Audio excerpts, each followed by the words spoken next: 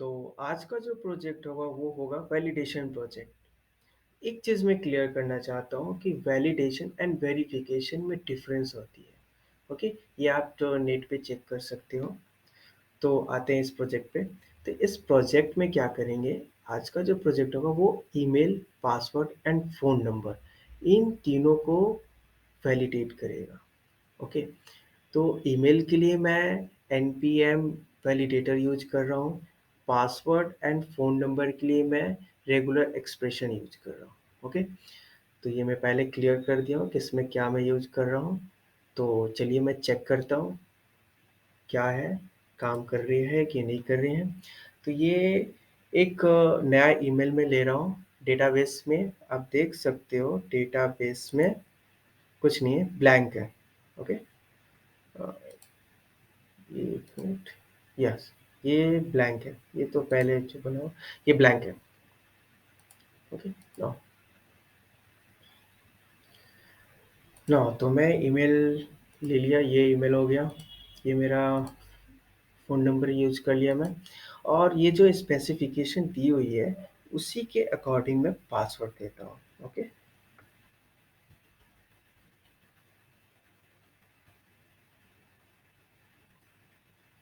Okay, ये मैं login page पे आ गया।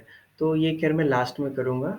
फिलहाल गेम यहाँ पे खेलना है। ओके, तो आप देख सकते हो कि मेरे डेटाबेस में, एक मिनट, यस, तो ये शो हो गया है। आप इसे ज़ूम तो नहीं कर सकता मैं।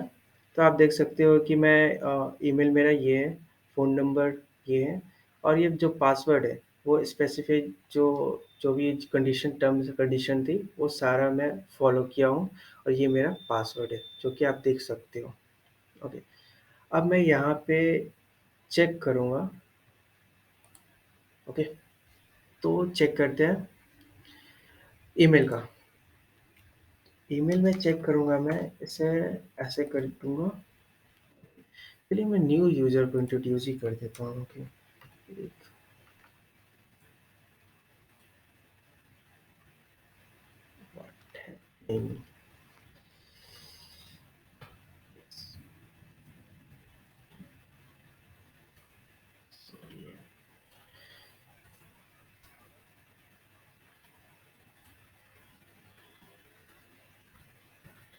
पासवर्ड विल बी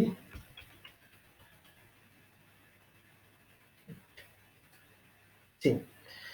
तो इसमें क्या हुआ था कि ईमेल का फॉर्मेट आप देख सकते हो कि बैक करके देखो। हाँ, ईमेल का जो फॉर्मेट है वो मैं सही से नहीं लिखा था, तो मुझे मैसेज पॉप आउट हो गया, email is not in proper format. Okay, यहाँ से ये पता चल गया है कि ये ईमेल को मुझे प्रॉपर फॉर्मेट में ही देना होगा। ओके, और कुछ भी अगर अभी तो डॉट कॉम हटाया हूँ मैं। ओके, अगर मैं डॉट कॉम लगा देता हूँ और फिर से मैं पासवर्ड को दे देता हूँ तो ये मेरा हो गया, जो कि डेटाबेस में आप देख सकते हो। सॉरी, ये शो नहीं कर रहा, रिफ्रेश।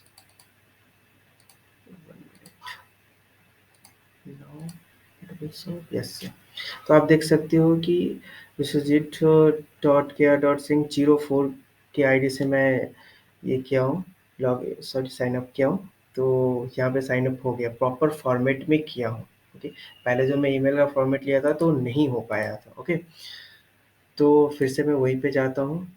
और एक ईमेल का तो आपने देख लिया, अब मोबाइल नंबर का देखते हैं। ओके, तो ये मोबाइल नंबर 10 डिजिट का है। ओके, अब मैं एक डिजिट बढ़ा देता हूँ, सपोज़ बढ़ा दिया मैं। और इससे फिर साइन अप करता हूँ, साइन इन करता हूँ। क्या बोलता है ये मुझे? बोलता है validator failed for path phone number with value ये।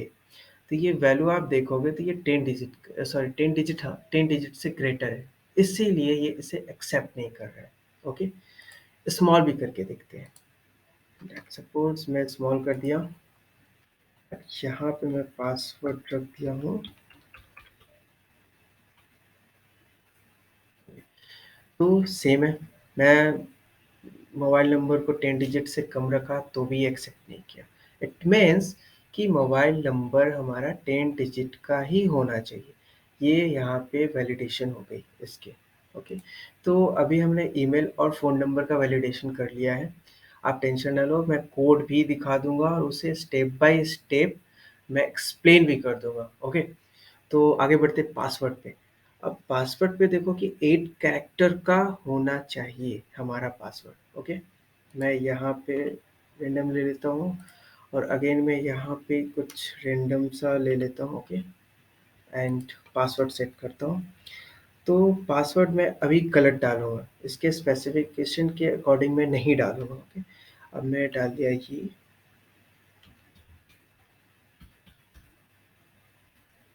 ओके, इसे देख सकते हैं। इसमें मैंने पासवर्ड को क्या मिस किया, कैपिटल लेटर मैंने मिस किया है। ओके, स्मॉल लेटर है, कैपिटल लेटर ही नहीं है, सिंबल भी है और नंबर भी है। ओके, कैपिटल लेटर यूज नहीं किया। ओके, और अब मैं कैपिटल लेटर भी यूज करता हूँ और स्मॉल यूज नहीं करता हूँ। एंड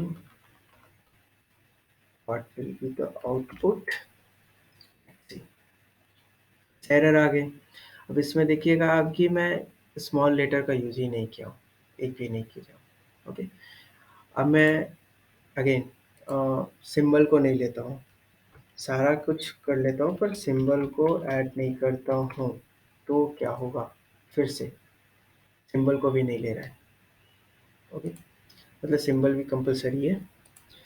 अब मैं नंबर की बारी आती है, तो नंबर पे भी ट्राई कर लेते हैं। नंबर पे भी नहीं हो रहा है, मतलब इसे प्रॉपर चाहिए जो ये खोज रहा है।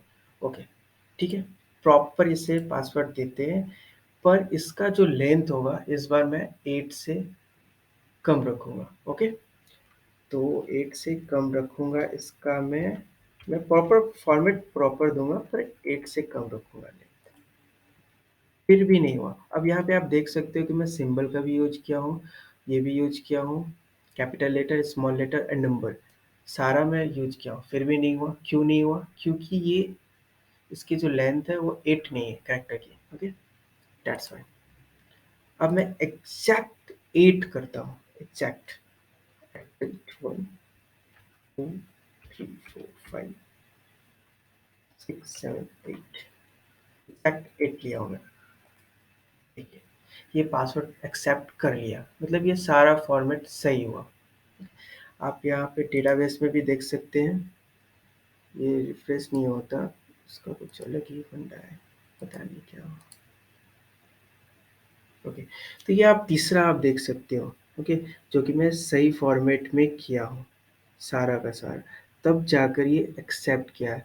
ऐसे वो एक्सेप्ट ही नहीं कर रहा था। मैंने 7 भी डाला, सारा डाला, कुछ एक्सेप्ट नहीं किया। ओके, अब चलते हैं। चलो एक बार एक चीज़ छूट रही थी, वो क्या थी कि लॉगिन नहीं हुआ था। लॉगिन करके दिखा देते हैं कि क्या होगा आगे। देख सकते हो, लॉगिन किया, end of the project. Okay, actually में हमारा जो गेम था वो इस जगह का था। ओके, इसीलिए वहाँ पे ज़्यादा कुछ फीचर्स मैं नहीं डाला हूँ। तो अब इसे कोड वाइज आ जाते हैं कि कोड से कैसे रन हो रहा है। ओके, तो आते हैं कोड पे। कोड, पहले मैं पैकेट डॉट जेसन के बारे में कुछ कर देता हूँ। तो यहाँ पे डिपेंडेंसी जो जो मैं इंस्टॉल किया हूँ मॉडल को, वो है मेरा एक्सप्रेस यूज किया हूँ, मोंगो डीबी यूज किया हूँ, वैलिडेटर यूज किया हूँ जो ईमेल को वैलिडेट कर रहा था वो हो गया, और EJS यूज किया हूँ, ये एक टेम्पलेट इंजन है। ओके, तो इसे मैं यूज किया हूँ, इन सब चीज़ों को मैंने इंस्टॉल किया है npm के थ्रू। ओके, अब स्टार्ट करते हैं। ये जो हमारा जो पहला फाइल है वहाँ से, यहीं से सारा काम होता है स्टार्ट।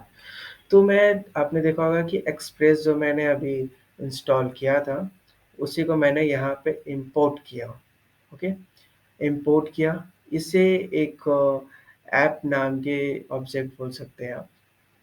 तो इसमें मैंने इनिशियलाइज कर लिया इसको, एक्सप्रेस को। ओके।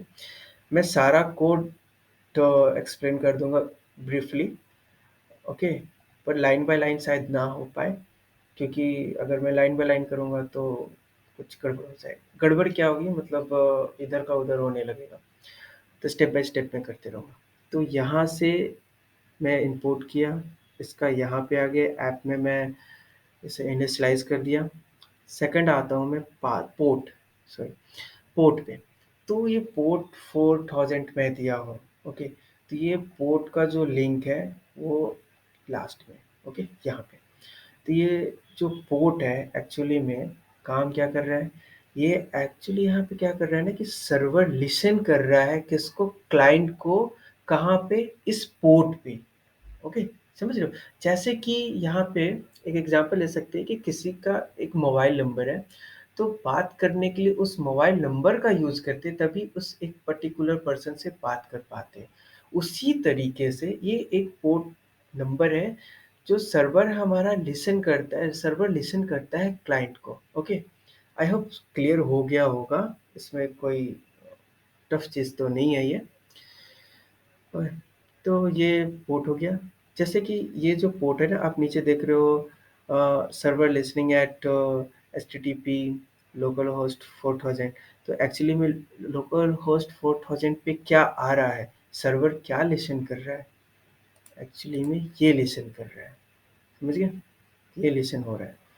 अब इसके बाद आते हैं हम लोग को डेटाबेस पे आते हैं, ओके? डेटाबेस। तो डेटाबेस का एक फ़ोल्डर मैं बना दिया हूँ, ये डीबी नाम का, ओके? उसमें कनेक्ट डीबी का मैं बना दिया हूँ।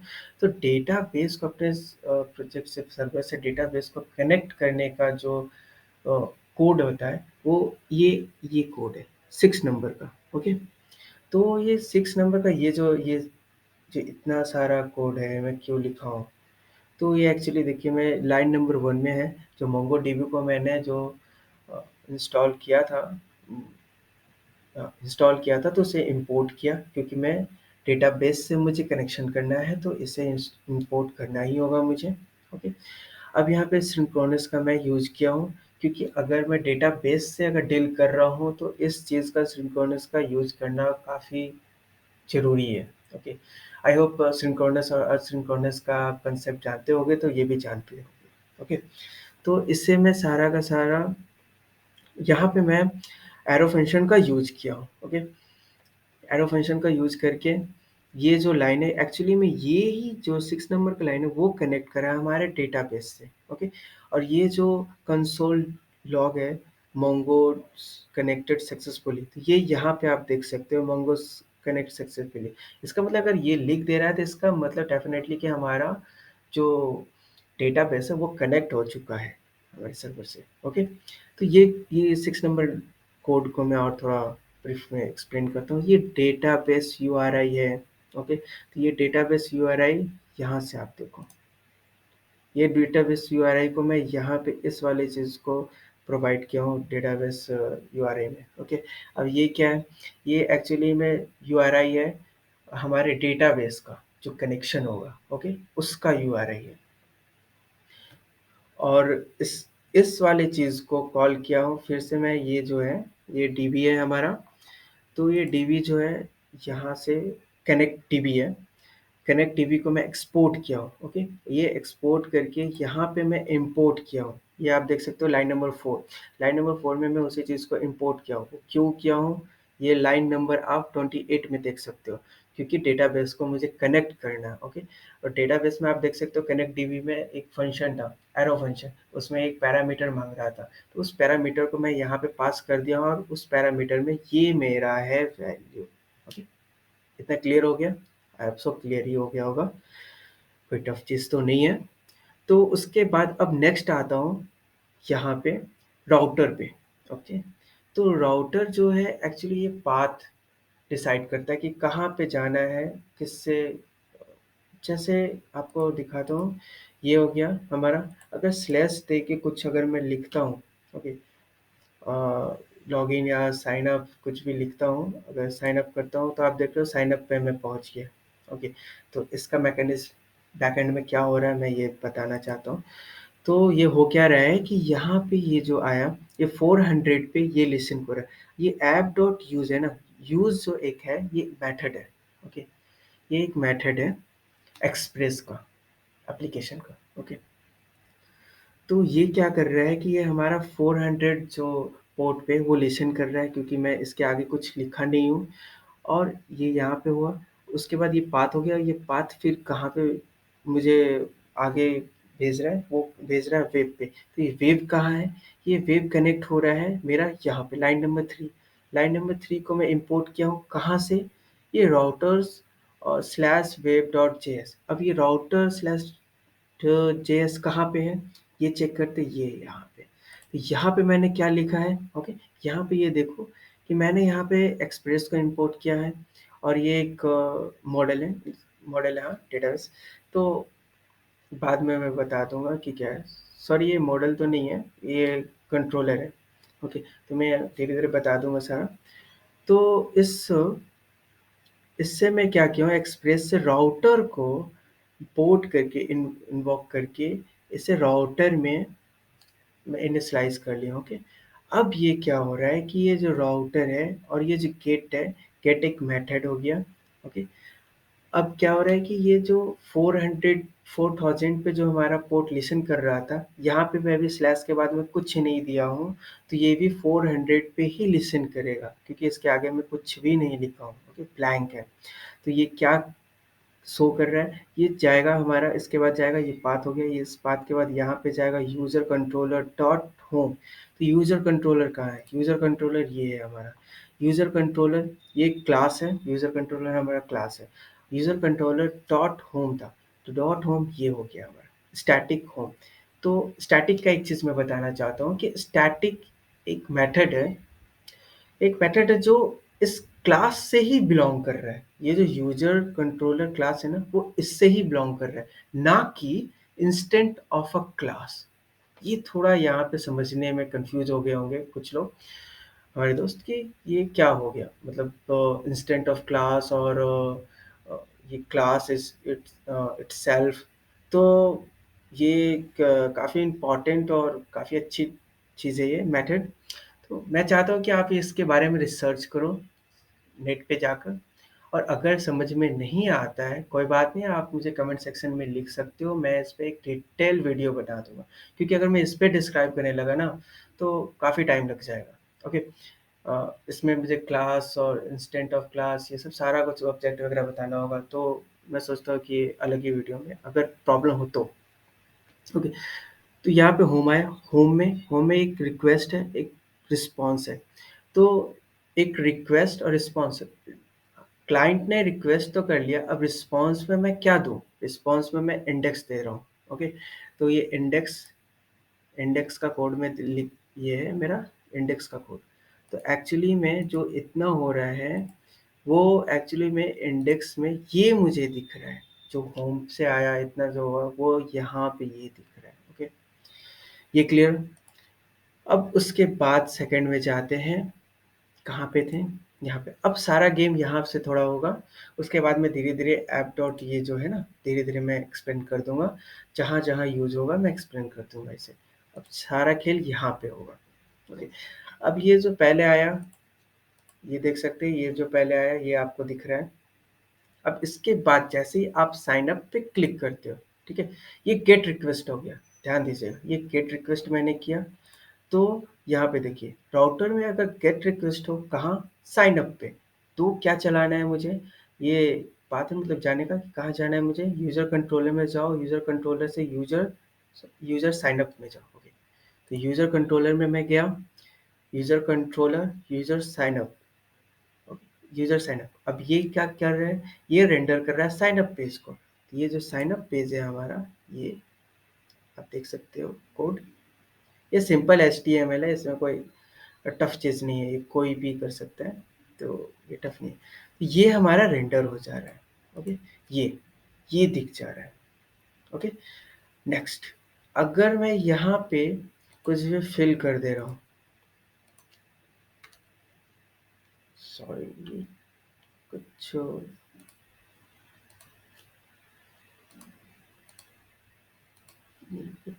कुछ बूटस्ट्रैप एक्चुअली मैं बूटस्ट्रैप का यूज़ कर रहा हूँ, तो मे बी हो सकता है उसका कुछ हो इशू, कोई बात नहीं।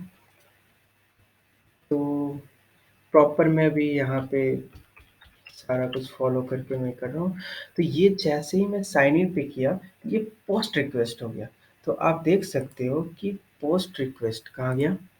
ये पोस्ट रिक्वेस्ट लाइन नंबर 9 को देखिएगा, पोस्ट रिक्वेस्ट साइन अप कहाँ पे? किस यूआरएल पे? इस वाले पे। पोस्ट रिक्वेस्ट होगा तो क्या होना चाहिए? तो ये होगा यूज़र कंट्रोलर में जाएगा और फिर क्रिएट यूज़र डॉक्यूमेंट नाम का एक मेथड है, ये ये यहाँ पे आ जाएगा। ओके, जैसे ही मैं पोस्ट साइन इन पे क्लिक करूँगा तब की बात है। देखिए, मैं यहाँ पे क्लिक किया, ये ब्लैंक हो गया। एक्चुअली में अब क्या हो गया कि ये चीज़ यहाँ पे आ गई कोड। ओके, यहाँ पे मैं डी स्ट्रक्चर किया हूँ, उसके बॉडी में क्या था? ईमेल थी, फ़ोन नंबर थी, पासवर्ड थी। यहाँ पे डी स्ट्रक्चर किया मैं इसे। ओके, डी स्ट्रक्चर करके एक डॉक्यूमेंट नाम के ऑब्जेक्ट में मैं इसे सेव कर रहा हूँ। ओके, सेव का आप ये ऑब्जेक्ट पढ़े होंगे तो ये वाला पूरा जानते ही होंगे जावास्क्रिप्ट में कि क्या चीज़ में किया हूँ। न्यू कीवर्ड यूज़ करके मैं ऑब्जेक्ट को क्रिएट किया हूँ, क्योंकि उसका नाम डॉक है। एक्चुअली में डॉक्यूमेंट का शॉर्ट फॉर्म डॉक है और उस डॉक्यूमेंट पे ये ईमेल है, फ़ोन नंबर है, पासवर्ड है। एक्चुअली में मैं इसे ऐसे भी लिख सकते हैं। आप अगर किए होंगे तो आप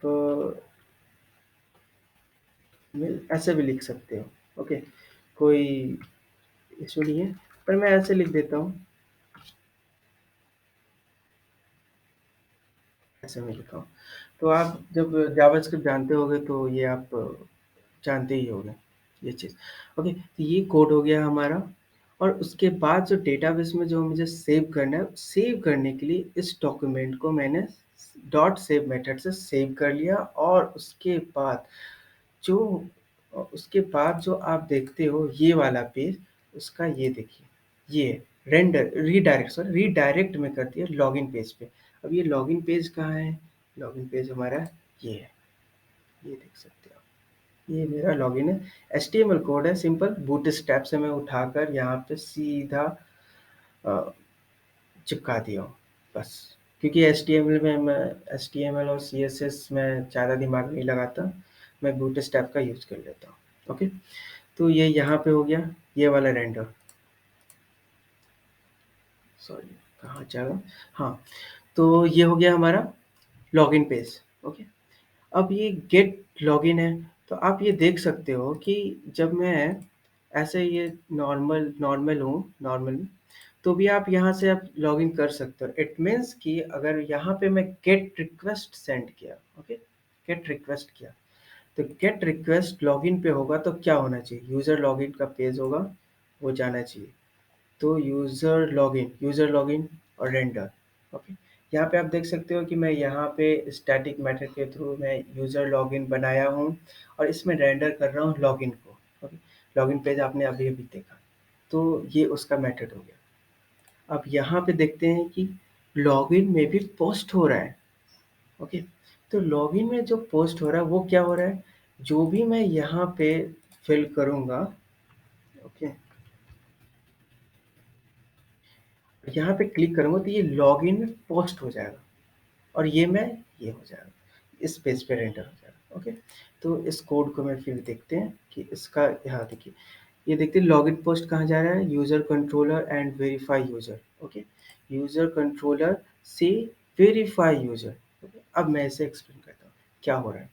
तो ये एक्चुअली में लॉगिन जो मैंने साइन अप किया उसे ये वेरीफाई कर रहा है कि ये जो बंदा है यहाँ पे वो सही है कि नहीं, उसका ईमेल और पासवर्ड वो सेम है या नहीं। ओके, यहाँ पे सिंपल आप देख सकते हो डी स्ट्रक्चर मैंने किया। ओके, डी स्ट्रक्चर करके यहाँ पे ईमेल को ईमेल में डाल दिया, पासवर्ड को पासवर्ड में डाल दिया बॉडी से।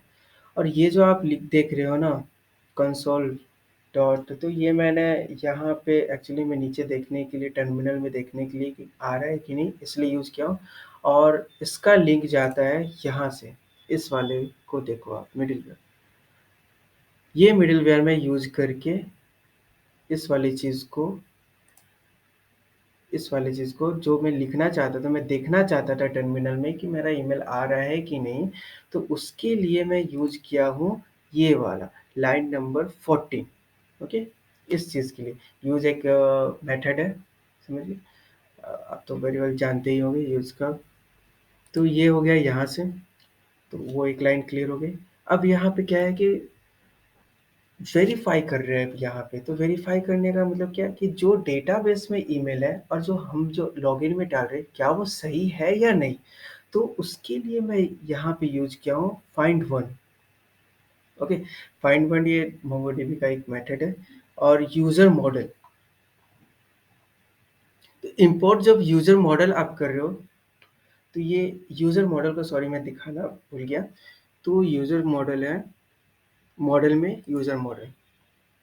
यूज़र मॉडल में आप देख सकते हो यहाँ पे मोंगोज को मैंने इंपोर्ट किया। वैलिडेटर जो ये मैं बोल रहा था कि वैलिडेटर में यूज किया हूँ। ओके, ये स्कीमा में है। ईमेल का स्कीमा है। ईमेल का टाइप क्या होगा? वो होगा स्ट्रिंग। रिक्वायर्ड एकदम रिक्वायर्ड है। यूनिक यूनिक होना चाहिए ईमेल। वैलिडेटर वैलिडेटर है यहाँ पे, उसका वैल्यू हो जाएगा यहाँ पे। और उसी को मैं इस ईमेल जो ये है वैलिडेटर, इस वाले का वैलिडेटर को मैं यहाँ पे मेथड लगाकर इस ईमेल को यूज करके जो फॉर्मेट आप देख रहे थे वो फॉर्मेट आ रही थी। देख रहे थे कि आप डॉट कॉम को अगर मैं हटा दिया तो वो लिख रहा था email is not in proper format, तो वो यहीं से आ रहा था। ओके, अब फ़ोन नंबर का आता है। फ़ोन नंबर में टाइप नंबर है, ज़ाहिर-सी बात है। रिक्वायर्ड ट्रू का मतलब ये हो गया ना कि अगर आप फ़ोन नंबर कंपल्सरी ही है, देना ही देना है। रिक्वायर्ड ट्रू, अगर रिक्वायर्ड फ़ॉल्स लिख दूँगा ना, तो आप अगर फ़ोन नंबर छोड़ भी दोगे तो वो डेटाबेस एक्सेप्ट कर लेगा। ओके, यहाँ पे ये क्लियर हो गया। अब ये देखो कि यहाँ पे मैं क्या किया हूँ, यहाँ पे ये रेगुलर एक्सप्रेशन का यूज़ किया हूँ फ़ोन नंबर में। फ़ोन नंबर में रेगुलर एक्सप्रेशन ये देखो, ये जो है ना, ये यहाँ से आकर रेगुलर एक्सप्रेशन है, तो ये मैं यूज़ किया हूँ। ओके, तो ये जो यूज़ किया हूँ, यहाँ पे आप देख सकते हो डी, ये सब आप रेगुलर एक्सप्रेशन अगर जानते होंगे तो ये सब जानते होंगे कि डी जो है slash D, forward slash D जो है ये नंबर को डिनोट करते हैं। और यहाँ पे मैं लिख दिया हूँ कि ये 10 डिजिट ही होना चाहिए। ओके, तभी ये जब मैं 9 कर रहा था तो 9 एक्सेप्ट नहीं कर रहा था, 11 कर रहा था तो एक्सेप्ट नहीं कर रहा था, 10 कर रहा था तो एक्सेप्ट कर रहा था, वो यहाँ से हो रहा है। ओके, अब ये डॉट टेस्ट क्या है? तो डॉट टेस्ट मतलब ये एक मेथड है। वो क्या करता है कि वो स्ट्रिंग को मैच करता है। जो भी आप किए किए हो यहाँ पे वो एक्चुअली में मैच करता है। तो यहाँ पे dot value dot to string जो है यहाँ पे, वो एक्चुअली में टू स्ट्रिंग इसलिए लिखना पड़ा मुझे क्योंकि यहाँ पे टाइप में जो दिया वो नंबर है, तो उस नंबर को मुझे स्ट्रिंग में कन्वर्ट करना था, दैट्स वाई मैं ये यूज किया। ओके, और टेस्ट के बारे में आप देख सकते हो। टेस्ट एक मतलब स्ट्रिंग को मैच करने के लिए यूज होता है। तो ये मैच करने के लिए मैं ये यूज किया हूँ। ओके, कि ये वैलिड है कि नहीं, 10 डिजिट का है या नहीं। अब आते हैं पासवर्ड में। पासवर्ड में स्ट्रिंग लिख दिया हूँ। ओके, अब ये पासवर्ड का जो भी फॉर्मेट जो स्पेसिफिकेशन था, वो देखो ये यहाँ से यहाँ तक का यूज है। ये रेगुलर एक्सप्रेशन है। ओके, आप ये देख सकते हो, नेट पे आपको मिल जाएगा रेगुलर एक्सप्रेशन। अब रेगुलर एक्सप्रेशन में आप देख रहे थे पासवर्ड में कि 8 कैरेक्टर ही कंपलसरी थी, मतलब मिनिमम मिनिमम 8 कैरेक्टर ही थी। वो यहाँ से आई, यहाँ पे मैं 8 लिखा हुआ हूँ इसीलिए। ओके, क्लियर हो गई। यहाँ पे डॉट टेस्ट वैल्यू में लिखा हूँ, डॉट टेस्ट वैल्यू लिखा हूँ। और ये एक्चुअली में मैं यहाँ पे टू स्ट्रिंग इसलिए नहीं लिखा क्योंकि यहाँ पे ये जो टाइप है वो एक्चुअली ऑलरेडी स्ट्रिंग में है, तो स्ट्रिंग में कन्वर्ट करने का क्या ही मतलब है। तो यहाँ पे ये मैच कर लेगा स्ट्रिंग है या नहीं। ओके, तो ये तो हो गया हमारा वैलिडेशन का। वो एक्चुअली में ये पार्ट बहुत इंपॉर्टेंट था, मैं छूट गया था। तो ये यहाँ से आया। ओके, तो अब मैं फिर से आते हैं यहाँ पे, वेरिफिकेशन में थे। ओके, वेरीफाई यूजर में थे। तो यहाँ पे फाइंड वन से ईमेल था और ये एक ईमेल। अब यहाँ पे कंफ्यूजन क्या होगा कि ये ईमेल कौन सा है और ये ईमेल कौन सा है।